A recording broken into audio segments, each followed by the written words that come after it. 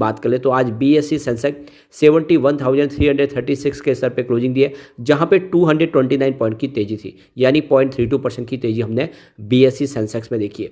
और अगर हम बात करें BSE फाइनेंशियल सर्विस की तो वहाँ पर भी काफ़ी अच्छी तेजी थी, 10,335 के स्तर पे 0.24% की तेजी थी। तो BSE फाइनेंशियल सेक्टर में भी तेजी थी, लेकिन जियो फाइनेंशियल में गिरावट देखने को मिली। तो देख सकते हो कि स्टॉक की शुरुआत 237 पर हुई, पॉजिटिव शुरुआत हुई, क्लोजिंग थी फ्राइडे की 236 के आसपास, इंट्राडे में 238 का हाई भी बना, लेकिन जो लो है वो 233 का है। तो बिल्कुल ऊपर जैसे स्टॉक जा रहा है ऊपर दबाव देखने को मिल रहा है, स्टॉक नीचे आ रहा है, इसका मतलब यह है कि ऊपर के लेवल में प्रॉफिट बुकिंग आ रही है। अंत में 234 के आसपास क्लोजिंग रही, जहाँ पे 0.84% की गिरावट देखने को मिली। अब इस गिरावट के पीछे वजह FI की बिकवाली। FI पिछले कुछ ट्रेडिंग सेशन से लगातार बिकवाली करे और उनकी बिकवाली का आंकड़ा लगातार बढ़ रहा है। 18 दिसंबर को जो 33.51 करोड़ की उन्होंने आसपास बिकवाली की थी, वो लगातार बढ़ते हुए 22 दिसंबर तक 2,828 करोड़ तक आ गई। तो यहाँ पे जो सबसे बड़ी गौर करने वाली बात है कि FI का बहुत भारी भरकम निवेश है इस समय इस स्टॉक के अंदर, यानी प्रमोटर के बाद जो सबसे बड़े इन्वेस्टर तो वो FII है। FI ने यहाँ पे बहुत सारा निवेश किया और जनरल पब्लिक से भी ज़्यादा शेयर FI के पास है। आप देख ही सकते हो कि अगस्त में उनकी 26.4% की होल्डिंग थी, जो सितंबर में ट्रिम होकर 21.6% के आसपास ही।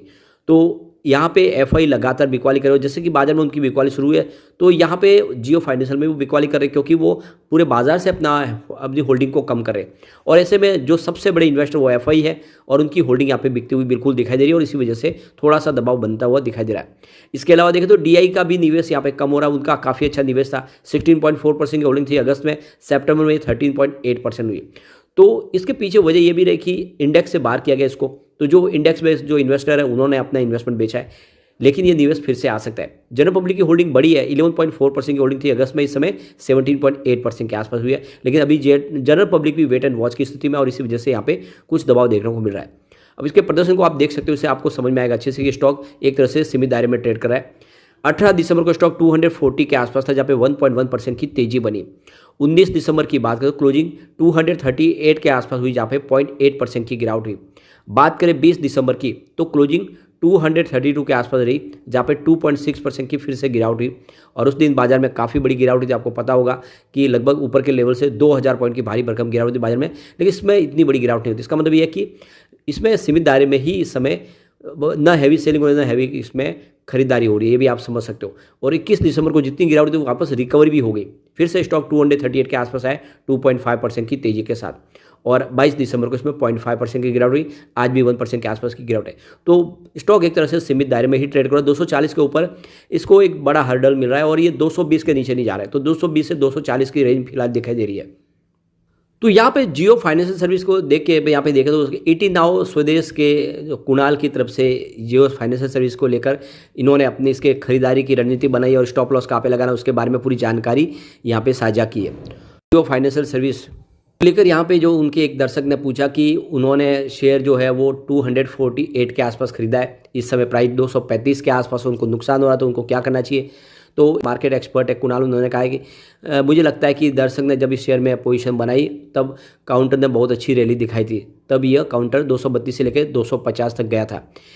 उसके बाद यह काउंटर कंसोलिडेशन में है। उन्होंने आगे बताया कि अगर हम लंबी अवधि के चार्ट पैटर्न को देखें तो लिस्टिंग से लेकर अब तक ये बहुत ही बड़ा मैसिव को फॉर्मेशन बन रहा है और इसमें देखने को मिलता है कि ऐसी गिरावट वाली रैली में बहुत बार आती है। सलाह है कि जियो फाइनेंशियल सर्विस को होल्ड करके रखें, उनके हिसाब से स्टॉक को आपको होल्ड करना चाहिए।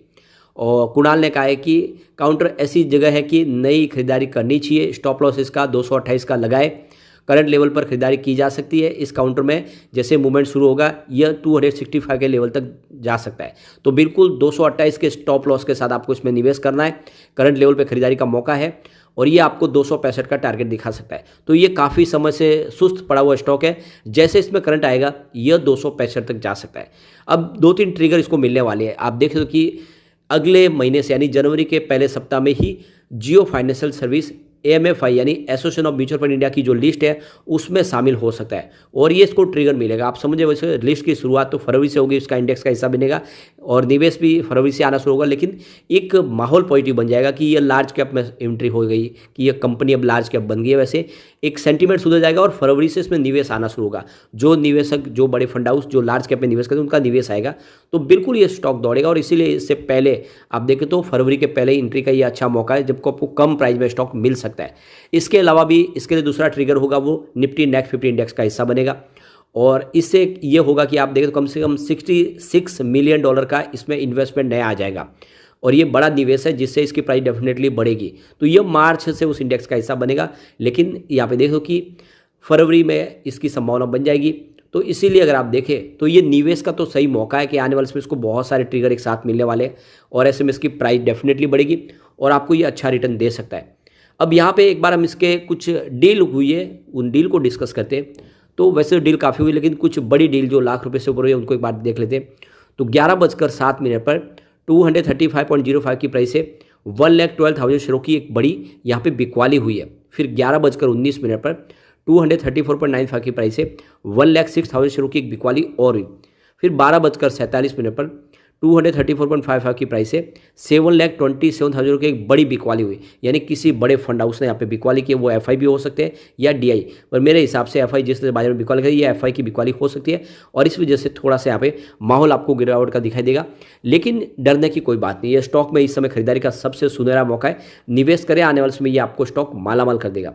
अब एक बार हम इसके पीवट लेवल को चेक कर लेते हैं। तो यहाँ से अगर गिरावट हो जाती है तो 234 का फर्स्ट सपोर्ट है, ये सपोर्ट टूटा तो स्टॉक 231 तक जा सकता है, और एक बार इस सपोर्ट को इसने तोड़ा तो फिर 220 तक जाने 9 तक जाने की संभावना, 229 तक जा सकता है स्टॉक गिरावट में। लेकिन अच्छी बात है कि अभी भी 230 के ऊपर आपको स्टॉक दिखाई देगा, और यहाँ से तो फिर बाउंस बैक की संभावना बनी हुई है।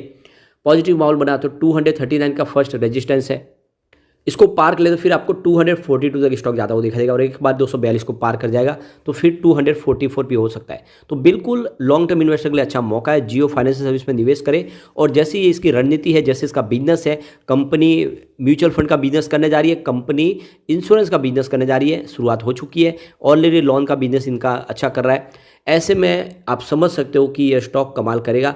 अगर आप लॉन्ग टर्म इन्वेस्टर तो निवेश करें, आने वाले 5 से 10 सालों में ये भी 2000 का टारगेट दिखा सकता है। तो निवेश का ये सही मौका है, इन्वेस्टमेंट आपको करना चाहिए। लेकिन फ्रेंड, कोई भी इन्वेस्टमेंट करने से पहले अपने फाइनेंशियल एडवाइजर वाले ले ले या अपना खुद का रिसर्च करें, क्योंकि मैंने वीडियो आपके एजुकेशनल पर्पज के लिए ही बनाया। वीडियो पसंद आए तो लाइक से जो कीजिए और चैनल को सब्सक्राइब कर दीजिए। Thank you.